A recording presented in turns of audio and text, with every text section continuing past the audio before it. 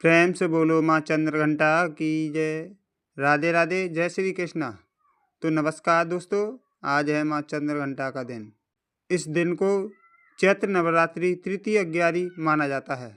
आज हम आपको माँ चंद्रघंटा की कथा सुनाएंगे। इससे आपको जानने को मिलेगा कि माँ चंद्रघंटा ने कैसे राक्षसों का विनाश किया और किस तरीके से माँ चंद्रघंटा का अवतार हुआ। तो दोस्तों, अगर आपको वीडियो अच्छी लगे तो इस वीडियो को एक लाइक और चैनल को सब्सक्राइब जरूर करें। प्राचीन समय की बात है। रात का सन्नाटा था, चारों ओर अंधकार छाया हुआ था और तभी अचानक एक ऐसी आवाज़ गूंजी जिसने न सिर्फ धरती बल्कि स्वर्ग और पाताल तक को हिला दिया। एक ऐसी शक्ति जिसके जागते ही अधर्म का अंत तय हो जाता है। आखिर कौन है वो शक्ति? क्यों उनकी घंटी की आवाज़ से राक्षस कांप उठते थे? और क्यों नवरात्रि के तीसरे दिन उनकी पूजा करने से आपके जीवन का हर डर खत्म हो सकता है? आज हम आपको सुनाने जा रहे हैं माँ चंद्रघंटा की संपूर्ण कथा। एक ऐसी कहानी जो सिर्फ कहानी नहीं बल्कि शक्ति का अनुभव है। नवरात्रि के तीसरे दिन माँ दुर्गा का तीसरा स्वरूप माँ चंद्रघंटा की पूजा की जाती है। उनके मस्तक पर अर्धचंद्र जो घंटी के आकार का है और यही उनकी पहचान है। 10 भुजाएं वाली माता, सिंह पर सवार, हर हाथ में अलग अलग अस्त्र। लेकिन सबसे खास है उनकी घंटी, जिसकी ध्वनि नकारात्मक शक्तियों को नष्ट कर देती है। एक समय था जब तीनों लोगों में शांति थी, देवता प्रसन्न थे, मनुष्य सुखी थे। लेकिन अचानक अधर्म ने अपना सिर उठाया।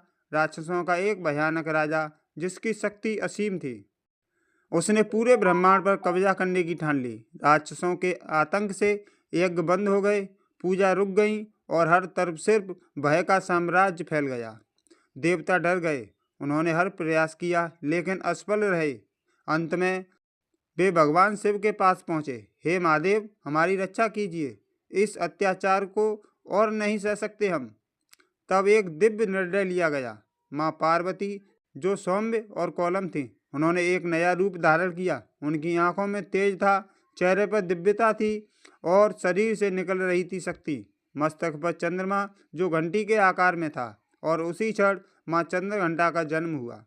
लेकिन जैसे ही यह दिव्य शक्ति प्रकट हुई, राक्षसों को इसका आभास हो गया था। वह अपनी विशाल सेना के साथ आकाश को ढकते हुए युद्ध के लिए निकल पड़ा। राक्षसों की हंसी इतनी भयानक थी कि देवता भी कांप उठे।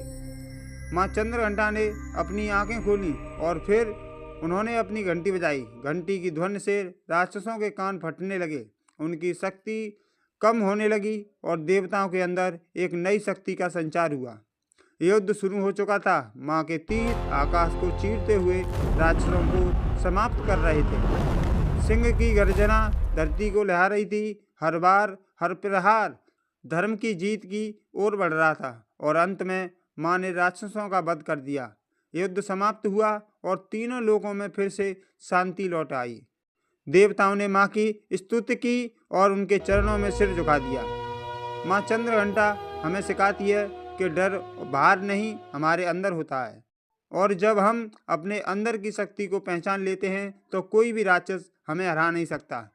लेकिन एक रहस्य है जो बहुत कम लोग जानते हैं। अगर आप नवरात्रि के तीसरे दिन सच्चे मन से माँ का स्मरण करते हैं तो आपके जीवन में एक अदृश्य शक्ति आपकी रक्षा करती है।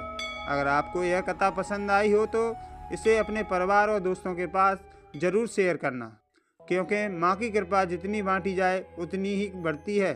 तो प्रेम से बोलिए सारे लोग जय माता दी, बोलिए चंद्रघंटा मैया की जय।